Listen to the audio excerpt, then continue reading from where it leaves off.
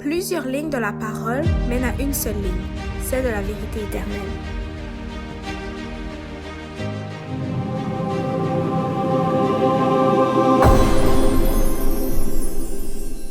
Go.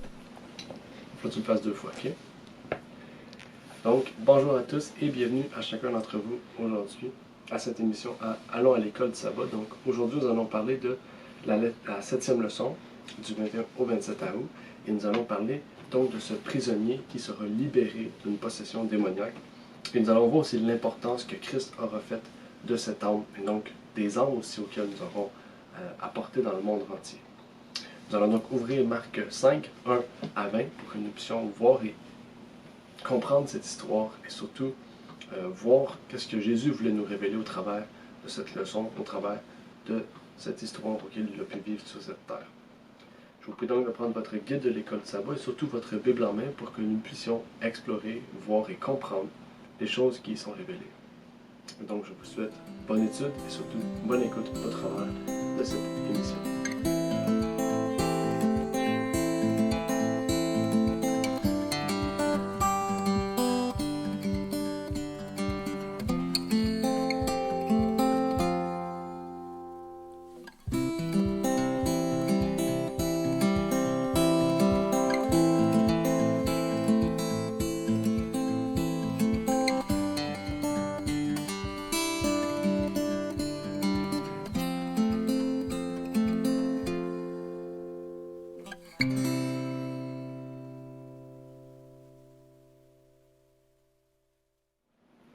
Donc, bonjour à tous et encore une fois, bienvenue à chacun d'entre vous.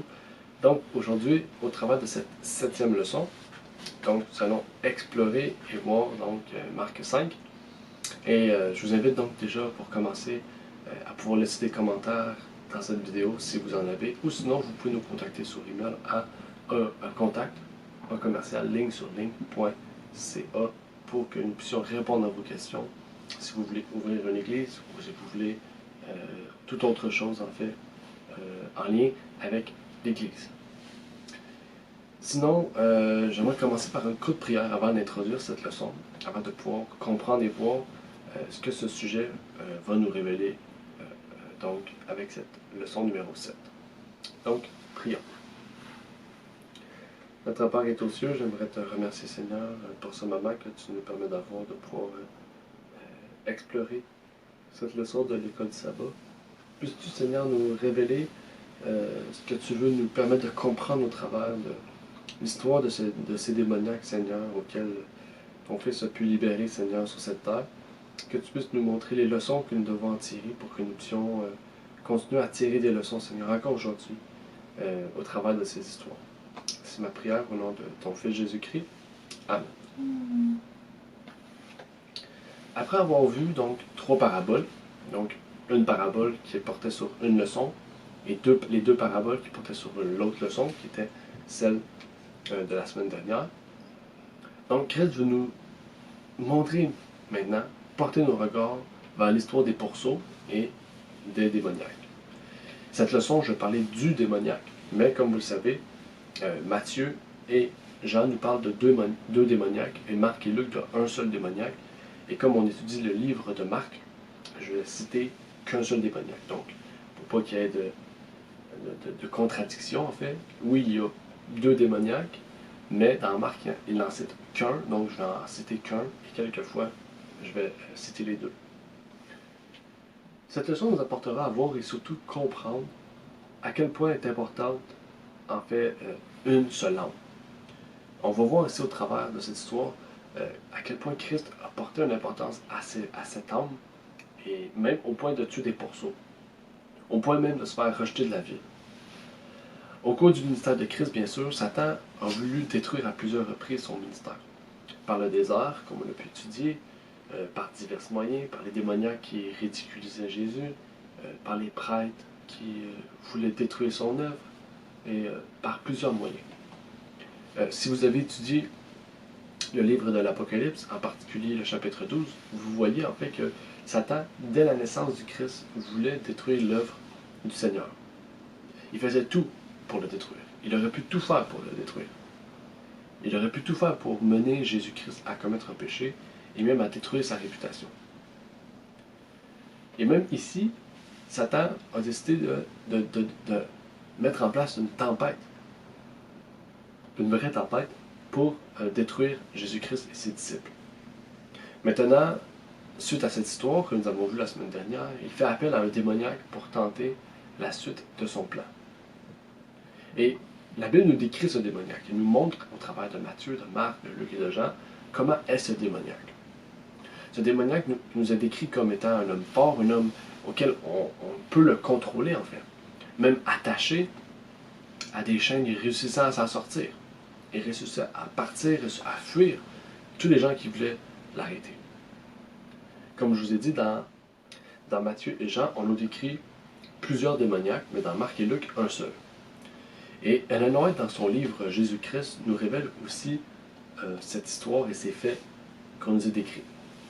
Elle nous dit comme suit: deux aliénés cachés parmi les tombes se jetèrent sur eux comme pour les mettre en pièces. Des morceaux de chaîne qu'ils avaient brisés en s'échappant de prison étaient encore attachés à leurs membres. Leur chair, téladée par des pierres tranchantes, saignait. À travers leurs longs cheveux emmêlés, leurs yeux brillaient d'un éclat étrange. Le démon dont ils avaient été possédés leur ôtait toute apparence humaine. Ils ressemblaient plus à des fauves qu'à des hommes. Donc on voit vraiment que les démons ici ont transformé ces hommes en état d'animal, en état de personnes qu'on pourrait reconnaître comme un humain en fait. C'était des personnes qui étaient incontrôlables, qui voulaient tuer ou détruire tout ce qui bougeait, tout ce qui se le mettait en fait au travers de leur chemin. Et pourtant, malgré qu'ils étaient libres, on pourrait dire, de toute personne, parce que personne ne pouvait les contrôler, ils étaient prisonniers du prince de ce monde, prisonniers du prince des ténèbres, et plus précisément, prisonniers de Satan lui-même. Et ce qui est intéressant ici, c'est que personne ne pouvait les arrêter. Personne ne pouvait les contrôler. Marc nous cite ce fait-là, ce qui veut dire que réellement c'était un fait incontestable. Mais pourtant, le Seigneur on pourrait dire, s'est confronté à ces personnes sans flanchir. Dans Jésus-Christ, à la page 328, on peut y lire: avec autorité, Jésus commanda aux esprits impurs de sortir d'eux. Ces paroles pénétrèrent dans les esprits obscurcis de ces infortunés. Ils percevaient confusément qu'une présence inattendue pouvait les délivrer de leur tortionnaire. Ils tombèrent aux pieds du Sauveur pour l'adorer, mais dès qu'ils remuèrent les lèvres pour implorer sa miséricorde, les démons, parlant par eux, crièrent avec véhémence: que me veux-tu, Jésus, fils du Dieu très haut? Je t'en supplie, ne me tourmente plus. Donc on voit que ces hommes, malgré leur possession, on pourrait dire, malgré que leur âme était soumise à celle de Satan, ils étaient conscients en quelques points de ce qui se passait alentour d'eux, sans pourtant pouvoir en prendre contrôle. Ces hommes ici ont voulu parler, implorer le Sauveur de les aider. Ont voulu démontrer que justement Jésus-Christ pouvait les délivrer. Ils savaient, quand ils ont vu Jésus, ils ont vu leur Sauveur. Mais les démons, contrôlant ces personnes, n'ont pas permis que ces hommes puissent vraiment parler. Donc ils ont pris la parole. Ils ont dit: que me veux-tu, Jésus, fils du Dieu très haut? Je t'en supplie, ne me tourmente plus. Donc ici, on pourrait se poser plusieurs questions. Ici, on cite Jésus, fils du Dieu très haut. On voit les démons parlent. Les démons citent ici Jésus, fils du Dieu très haut. Okay? Donc, ici, ça devrait nous porter à réfléchir. Si Jésus-Christ est réellement le Fils de Dieu, puisque même les démons disent Jésus, fils du Dieu très haut. Donc, il n'y aurait pas d'intérêt à citer ces termes-là si ça serait dans un cadre péjoratif. Mais on pourrait se poser une autre question. Au travers de toute la Bible, on parle, oui, à plusieurs reprises des personnes qui parlent avec les morts, qui parlent avec les démons, qui parlent avec les esprits impurs, etc. Mais c'est seulement dans les 4 évangiles qu'on parle de personnes démoniaques. Un peu après, on en parle dans Actes, etc. Mais c'est réellement dans les 4 évangiles qu'on parle beaucoup de révélations comme telles démoniaques. On pourrait se poser la question, pourquoi seulement à cette époque? Pourquoi on en parle seulement à cette époque, en fait? Peut-être qu'il y en avait auparavant, mais pourquoi à ce moment-là? Il faut savoir que quand Christ venait sur la terre, à ce moment-là, C'était un moment où l'apogée du mal était à son maximum. C'était un moment auquel, en fait, on voyait réellement la fin de l'État juif comme le peuple de Dieu. Et Jésus-Christ venait dans ce moment-là justement pour démontrer que malgré cet apogée du mal, il y a une porte de sortie. Et c'est moi qui l'apporte. Et il nous montre aussi que dans les derniers jours, ce sera quelque chose de similaire. Et quand je dis similaire, c'est que ce ne sera pas comme il se passait à l'époque de Jésus ou à l'époque de Noé, mais quelque chose de similaire. Il faut savoir que les croyances changent, les principes changent, le mode de vie de chacun change. Donc, en fait, la façon dont ça va se révéler, ça sera différent, mais pourtant ayant les mêmes choses, en fait. Vous comprenez ce que je veux dire? Donc, réellement, l'état auquel on voyait ces démoniaques-là, ce ne sera peut-être pas l'état qu'on voit aujourd'hui, comme on le voit dans les films, en fait. Il y a beaucoup de films que c'est des états similaires à ce qu'on voit ici. Mais réellement, les possessions démoniaques sont présentes aujourd'hui, d'une manière qui sont plus cachées, mais que, en tant que chrétien, on voit beaucoup plus, en fait, qu'on est capable de détecter. Et Jésus-Christ, à la page 28, la savante Seigneur nous dit en lien avec cette question-là, la duperie du péché avait atteint son comble. Tous les moyens susceptibles de pervertir les âmes humains étaient à l'œuvre. Le Fils de Dieu, en contemplant le monde, ne voyait que souffrance et misère. Sa pitié fut émue, car il vit avec quelle cruauté Satan traitait sa victime. Il considéra avec compassion ceux que l'on corrompait, assassinait et perdait. Le chef des hommes s'était donné les enchaînait à son... Le chef que les hommes s'étaient donné les enchaînait à son char comme des captifs. Désolé. Égaré et trompé, il s'avançait en une triste procession vers une ruine éternelle, vers une mort sans espoir de retour à la vie, vers une nuit que ne suivrait aucun matin. Des agents de Satan s'emparaient de corps humains. Ces corps destinés à être des habitations de Dieu étaient envahis par des démons. L'essence, les nerfs, les facultés, les organes des hommes étaient employés par des puissances surnaturelles pour satisfaire les passions les plus viles. Des visages humains portaient l'empreinte de démons. Ils reflétaient les sentiments des légions du mal qui les possédaient.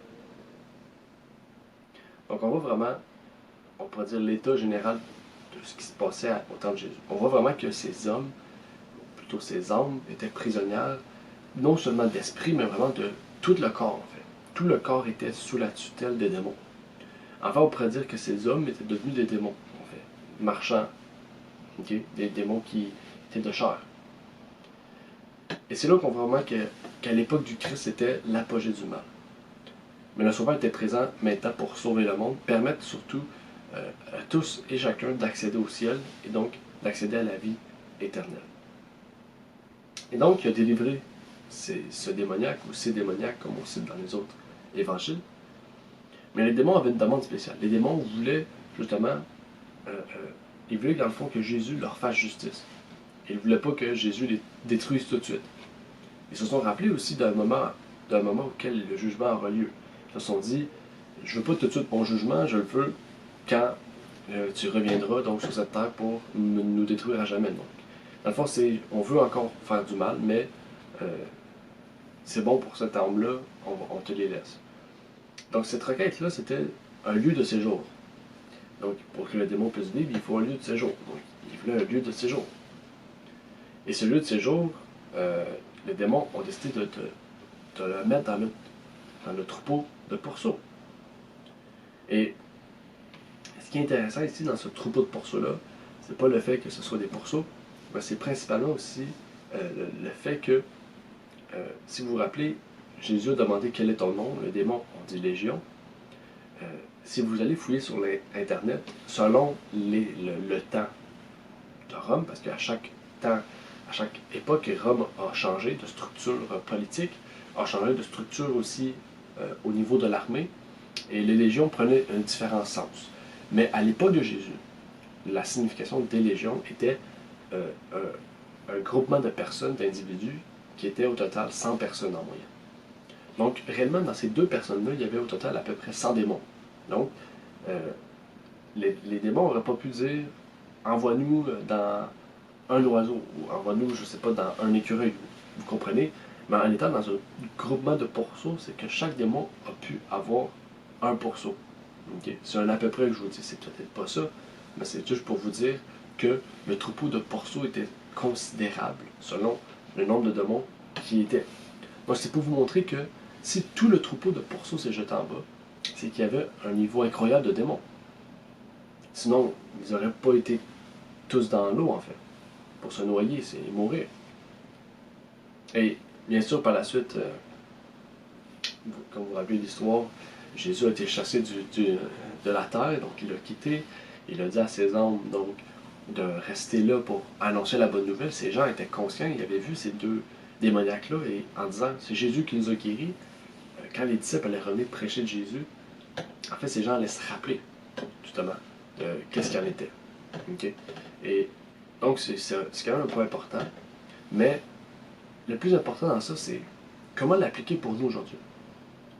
C'est important de comprendre cela parce que ces choses-là sont encore aujourd'hui vivants, en fait, sont encore existants. Dieu nous invite surtout à croire en sa promesse. Il nous invite à croire au Christ, surtout que tout il peut. Jésus en fait peut tout faire, il peut délivrer toute personne de ce démon. Il peut nous donner aussi la puissance de vaincre ces démons. Et dans le livre Tragédie des siècles, on en parle et c'est un fait important. On nous dit comme suit à la page 577.